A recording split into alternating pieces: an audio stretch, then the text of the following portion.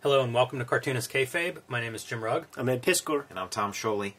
We're going to dive into the Ben Marra adaptation of Mary Harron's adaptation of Bret Easton Ellis's American Psycho. By way of Raymond Pettibon. Yes, and Floating World. But before we dive into that, Ed, tell us about Red Room. Red Room Comics in the Wild. That gives you a sense of the scale of this broadsheet we're going to be looking at. Murder on the Dark Web for Fun and Profit is the name of the game in the Red Room universe. Each issue is completely self-contained, and there are 2 issues on the stands as we speak. Every 4 weeks, new issue comes out, tells a complete story. So see an issue, grab an issue, you're going to get a full experience. And pre-order them through your local comic shop, like Floating World, or go through the Fantagraphics website. You can get there by way of the link tree in the description below. Also, my Patreon puts these comics out way ahead of time before they hit paper. Patreon.com/EdPiskor. We're into 5 issues there. And if you draw some shit, send it my way. Draw a Red Room character, do some cosplay, and has a good chance of being in the Gore Gallery because I have a substantial art section in the back of each issue. I feel like it's a good fit, American Psycho and Red Room. Agreed. How about you, Tom? Where can people find more of your work? You can check out Jack Kirby, The Epic Life of the King of Comics. You can order it directly from the publisher 10 Speed or at your comic shop. And it's the story of Jack Kirby's life. And I also did a companion piece to this called Fantastic Four Grand Design. And you can check out the new comics I'm working on at Patreon. Go to patreon.com, search Tom Scholey, and check out my YouTube channel, Total Recall Show. You can join me on patreon.com/JimRugg, where you can see my out-of-print zines and mini-comics like this collection of ballpoint pen notebook drawings. I have about a dozen books up there now that you can download. You can also see a lot of my original art. You can see how I make the comics I make, like Street Angel and Octobriana, and that is at patreon.com/JimRugg. But we're here today to look at kind of an unusual project. Ed, you mentioned Raymond Pettibon. I think that's the first name that comes to mind when I think of, like, how does this kind of fit into comics? Ben Marra, an outlaw cartoonist that we are fans of. One Man War on Terror, probably one of his most recent books. But we've been following him through self-publishing mini-comics and a variety of different projects. And this American Psycho adaptation, it's a collection of drawings based on the movie American Psycho. He did these as kind of like mini-comics, and those sold out very quickly, of course. And Floating World came to him to do an edition of this, and he expanded it to oversized, added a few more drawings, and again, inspired more by the movie. I'm not sure if he's even read the book. We've talked about this a little bit. I think we talked about it on our interview with him. So, you know, coming to it from the movie, but American Psycho was a big book for me. Yeah. So I liked Ben Marra and his comics. Whenever I heard he was doing something with American Psycho, it definitely got my interest. And kind of excited by this, by the format, and just by seeing his drawings, big and oversized, based on this book that was, in the 90s, a very important book to me. So I'm going to just flip through as we go along. We can kind of talk about American Psycho, talk about Ben's work, and maybe talk about how this fits in the whole outlaw aesthetic overall. He doesn't have his biographical portrait in here, man. But the character of Benjamin Marra comes through with the dialogue piece there.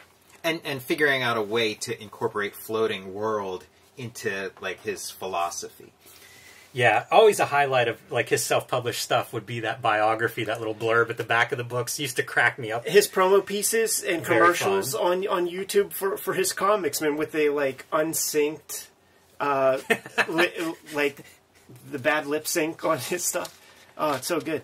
Now, this is one of my favorite genres, the comic book movie adaptation, and it's got, like, a lot of, like, the hallmarks of that genre where it's just like you can tell there's a big story and a lot of stuff happens, and we're just getting little snapshots of it. Yeah, it's the interesting part of that statement, Tom, is how fragmented American Psycho is. There's an implication of a bigger story, but I don't know if there's actually a bigger story there. You know, it's almost like those fragments are the story for American Psycho, and I think his adaptation kind of picks up on that on some level, which is surprising if he's not a big fan of the book, because it feels like it captures that kind of like pieces of this character and the glimpses of his world, both internally and what may physically be happening. A lot of question, I think, if you read the book, as to what is actually real and what is just in Bateman's head.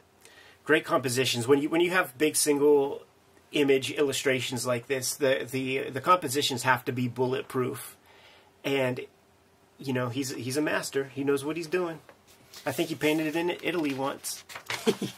As we're going through this, I realize I need to store this flat. And I'll have to be archiving this differently at my house after this. This is one of my favorite drawings from this collection, and what I really like about it is the book has a lot of it goes between extreme graphic violence, but also kind of like 80s yuppie culture, right? Which might be looking at lyrics from Huey Lewis or something, one chapter followed by very graphic depictions of violence in the next one. And it feels like that, where you're seeing like his stereo, his television, watching porn in the background. But there's also this juxtaposition of lines where these are straight edge lines that are rolling out the shelves and the walls in his apartment. And then you have like these drawn elements where it's almost a straight line from a distance. And you start looking and you realize like that television, it's hand drawn, even though they're the same kind of lines. Yeah. They could be straight edges. He's choosing not to make them straight edges. Interesting drawing. It makes them move a little bit. So now we're hearing music. It's kind of rocking and rolling like a cartoon. And same with the TV. We're kind of seeing motion. And then this is just static. Now the paper, I don't know what paper he used. But I always assumed that it's supposed to be butcher paper. Who knows if that's what it is. But it does feel like it's got a slightly different quality than... It just feels like newsprint. It's a heavier, I think it's a little bit heavier. If you work with any of these... It seems a little whiter, web too, presses, when it was new. You might find 30 varieties that go between what we think of as like the cheapest, lousiest newsprint to like a white, non-newsprint paper, but has some of those qualities. Jared Leto's about to get it.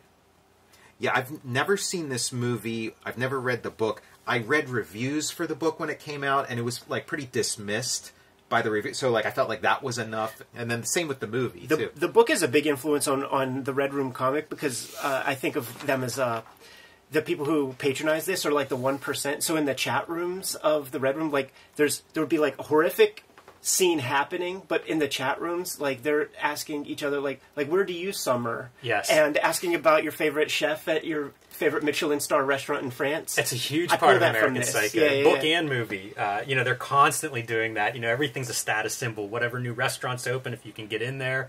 They compare business cards all the time in the book about what paper. That piece up. So, yeah, it's that makes a lot of sense that Red Room and the viewers of Red Room would have that in common. I think that was something that would be in some of the reviews for American Psycho, is the idea of capitalism being what was put through that, like, psychotic lens. We're done with Gordon Gekko and promoting this, man. And that's the ebb and flow, right? Because greed is good for so long, and then there was the commentary on that, and there was a pushback, and the term even entrepreneur, like throughout the 90s and stuff, was kind of like a gross thing. It was like you're a money grabber, things like this, man.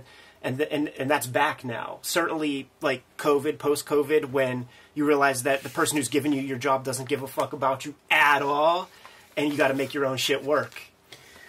Centerfold, always important. It's where magazines and books tend to flop open, and I feel like this is an amazing centerfold. Like, looking through this book, these are some of the most disturbing moments, I think, both in book and movie, and now in comic adaptation. Yeah, and there is something very arresting about like the single image, the still image, in like a primitive, like a cartoony social media. It's unfortunate it exists, because if Ben Marra stayed mysterious and you just went to a comic shop and grabbed this thing, like, you would imagine this is from some guy in prison. That's very funny. Yeah. Look at the arrow that comes out of that shadow. Yeah, it's like a perfect arrow. Mm-hmm. Wortham is right, man. Symbology. The thing I remember from the review in the 80s was that he's in this ad agency that he works at. He's always talking about, this account and that account. But like, you learn as much about the advertising business as you would from an episode of Bewitched. Like, it never goes any deeper than, the Addison account. Yeah, there's no depth. Yeah. There's a lot more depth in an analysis of Huey Lewis or Phil Collins than there is in the actual industry that Bateman works in. Mentioned Pettibon, and I always think, like, with Pettibon, if you're into comics and art at all, that's your cross, that's probably one of the top 5 things that you're going to come across. And I wonder, like, for Marra, if that's part of what this exploration is just looking at how do comics interact with drawing and these other art fields. And Pettibon is like, I mean, anyone unfamiliar with Raymond Pettibon, go Google that. You'll see a very clear connection between this work and Pettibon's work. And we'll look at him at some point. Interesting connections with him is connection to like a Jaime Hernandez when they're both doing art for punk bands, you know, on the West Coast in the late 70s, early 80s. So some interesting comic connections there for sure. Here's a girlfriend being fridged, yes, as is a comic book tradition. But you can see that kind of drawing idea, like these shelves are just lines. You know, it's the simplest drawing that you can get and still kind of create that space of a refrigerator. Yeah, it makes me think of Kubrick. Interesting. Probably that perspective. Yeah, and just these like empty white spaces. I think the empty white spaces and that like dumb common weight line both fit the 80s settings pretty well, like 80s New York art and 80s yuppies, you know, the setting of American Psycho. There's that famous artist that would be like those like pastel pink, blue line art girls with the eyes. Like, I don't know that artist, but like Nagel. Yeah, there's like that's built into his style. Yeah, it's a very clean. It's like almost too clean. Yeah, almost clip art, plastic, you know, kind of thing. Yeah, that's a real 80s. That's another one of those short lists for like the aesthetic of the 80s is totally that artist. You would see his stuff on like hair salons or something. It would be you know, like a profile of a woman, and she'd just be mostly white with some pastel color. I think that's a pretty disturbing. I mean, in the movie, like a right? nail gun, like yeah, come on. Yeah, that was part of the trailer where he like kind of walks up with this like ridiculously massive thing. Yeah.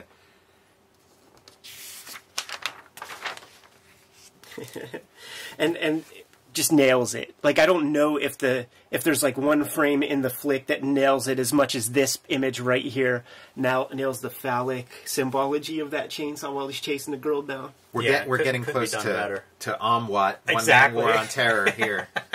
Yeah, and Ben's aesthetic, right? Like where the car is just like as the icon of the car. You know, the idea of a car, even the idea of an explosion there. Yeah, that's another very strong spread. There's a lot I like about the drawing of this from this. You know, there are cartoonists that have this kind of aesthetic throughout their work. It's almost I think some of them have gravitated to Adult Swim, but it feels like this is a certain aesthetic that kind of swept through comics in the 2000s. Do you remember Fido Dido? It was this little black and white character, but from the very 80s, like of the 80s, and this kind of feels like that.